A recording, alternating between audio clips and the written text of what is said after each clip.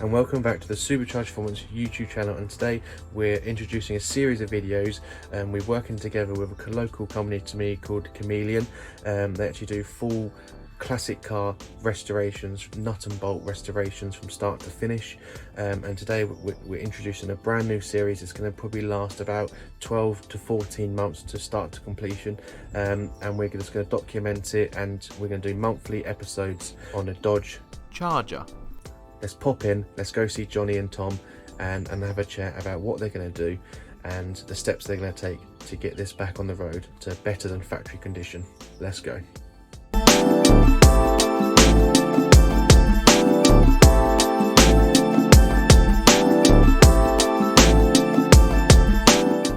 Jonny! How you doing, right? I'm good. So, we've got this video about this Dodge Challenge. So, explain to us what you plan to do, what you see, first things you're going to do, and what do you expect to see the finished product to be? Well, it's obviously going to be a big project. We've got to tear the whole car down to a bare shell. Engine, gearbox out, axles off, suspension off. All the body panels will come off, strip it to a bare shell, send the shell off to be blasted, probably blast some of the panels as well. Hours of welding, as you can see, come around. Have a look under here, just holes in both sides. Luckily, it's pretty structurally sound inside, and underneath isn't too bad. But yeah, it's going to take a fair bit of work to get this one. Yeah. But it's going to be back to factory colours. It's kind of a bronzy gold colour from the factory. Fine from the door. You can see this is how it arrived in the country. This kind of gold colour is the factory body colour, and we're going to repaint it back to that. All the chrome trim will be replaced. We've got a new old stock front bumper already. Nice. See if we can source a new rear bumper. If not, we'll get that one reclaimed. We've already got new badges. We'll have a black vinyl roof probably. This is a unique feature to this particular model. The limited run of the Chargers is the Rally edition. Yeah. And only the Rally had these kind of fake vents pressed into the doors. Okay, cool. Yeah, nice. So where's obviously this is going to be a monthly episode, so what do you expect to see after the first month? Well, the first things that are going to come off are all of the little bits of trim and bumpers and lights, and we'll box them all up and put them away and work out what's got to be done. Obviously things like this are all going to have to be blasted, repainted. Yeah. The chrome is probably going to have to be replaced. Might even have to get new lamps. But And obviously this is going to be a full nut and bolt restoration, absolutely, straight down to the chassis. every little bolt will be replaced or plated. All of these moving parts will be refurbished in some way or another. The engine is going to be stripped down to a bare block and remachined if it needs it, new piston rings, whatever it needs. So is the engine running at the moment? Yeah, it runs. It's on the button. It's a little bit lumpy, but it drives. It's a rare manual 4-speed, so yeah, you jump in it and drive it at the moment. But it's been kept alive by the previous various owners. They've got aftermarket hoses. They've got bits and pieces that don't really belong, but Yeah. they've kept it. It shouldn't have an Edelbrock 4-barrel, but it's a selling point, I suppose.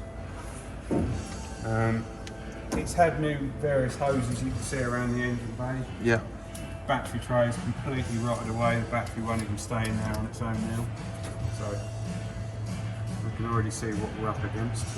It looks like it's going to be a good challenge, and obviously the final product is going to be top dollar. It's going to be looking pretty beautiful. Better than factory when we're finished, hopefully. Fingers crossed. And how long do you expect it's going to take?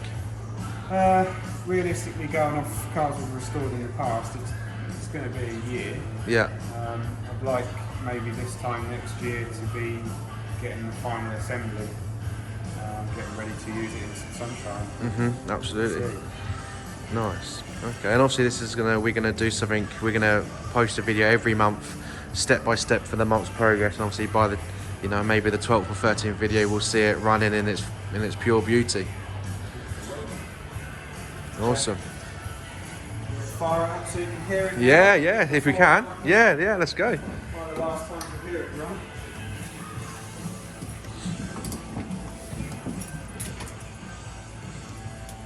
See on the batteries. See if your battery's gonna burn.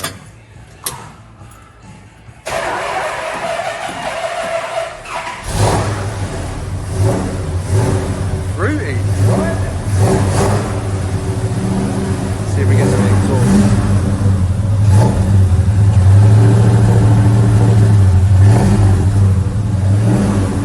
Nice. Yeah, it doesn't sound too bad, does it? It's alright. Yeah. Yeah, nice.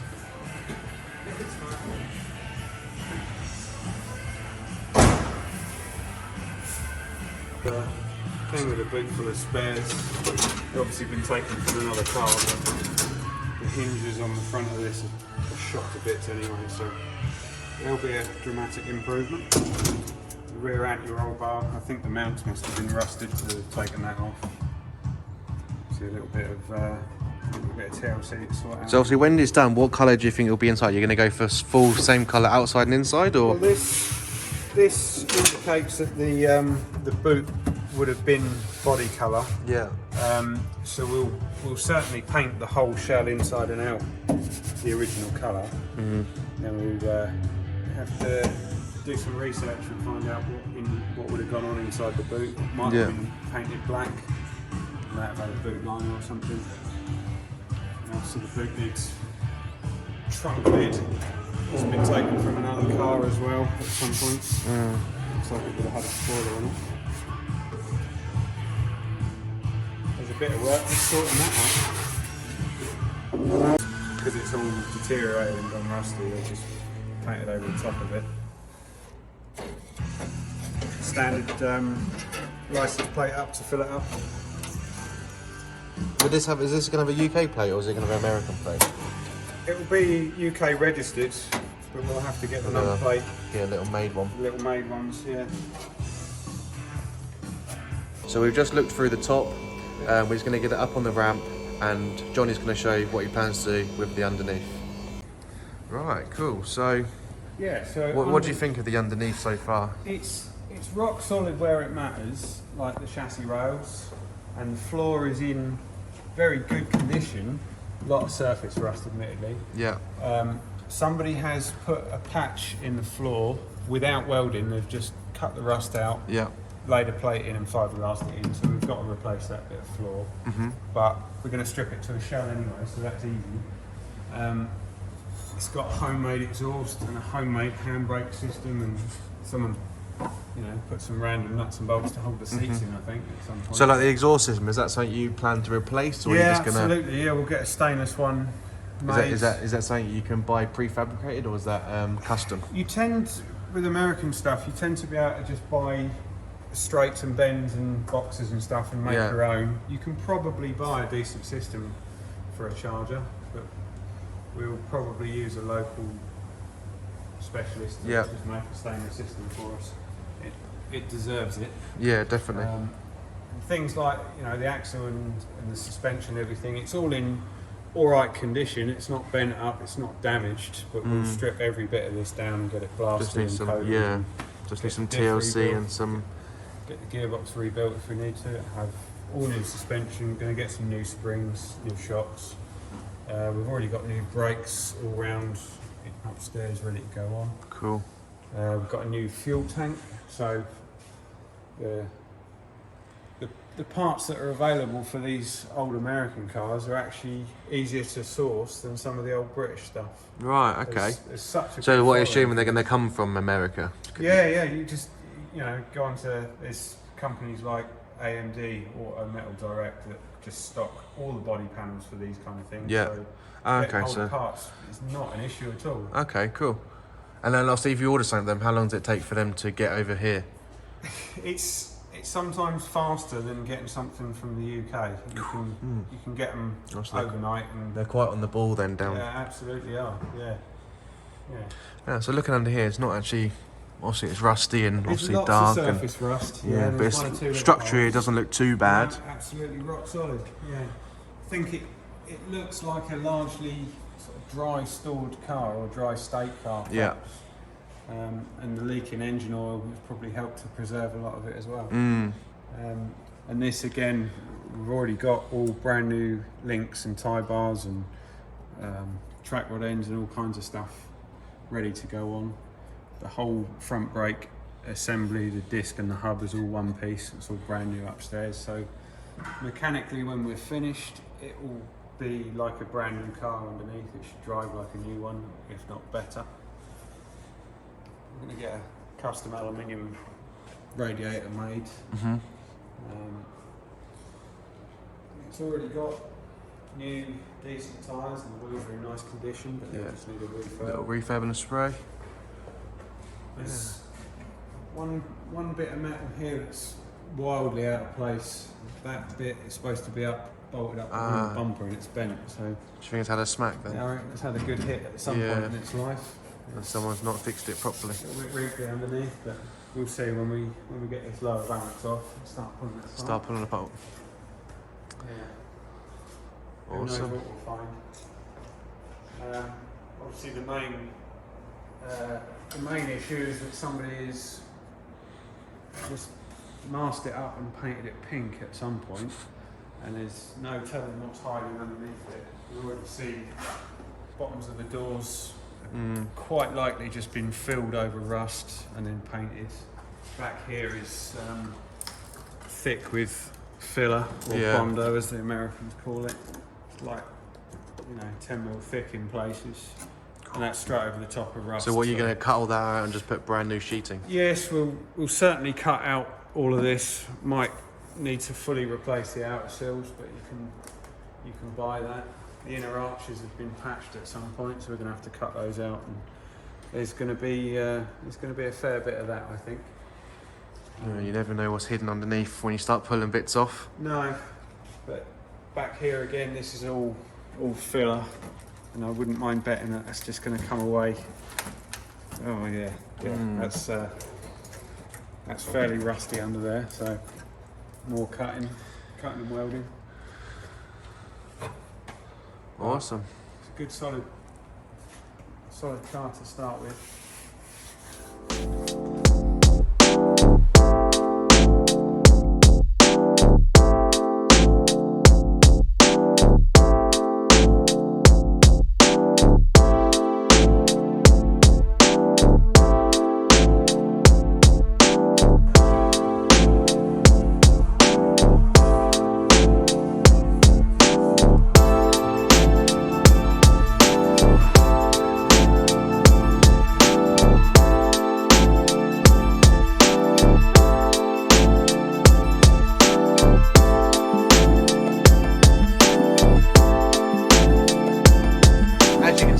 Jonny and Tom are actually busy spray painting a BMW M3 roll cage at the minute, but they're going to start on the Dodge in the next few weeks. So this is just a little introduction of Jonny, what he plans to do, just take a look at the workshop.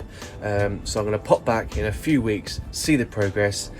Please follow the journey. It's like I said, it's going to be 12 to 14 episodes, which is going to be last 12 to 14 months, and hopefully join in and see the progress of this restoration. And by the end of it, we're going to have a finale episode of the actual finished project. No doubt we'll take it for a spin, hear it in its true glory, and I'm so excited to be working with these guys. I've done tunes for them in the past, and we've kind of rolled it into to starting some video episodes, which is fantastic. Please give it a like, subscribe for the future episodes. I'm really excited to see what these guys will do. As you can see from the B-roll, these guys are actually perfectionists, and their paintwork, their quality of the finished product is actually unreal, and I'm really excited to see what this Dodge Challenger is going to be like, and I really want everyone to follow along. Like I said, it's going to be quite a while. Get subscribed, get tuned in, the bell for notifications, and I'll catch you soon. Cheers.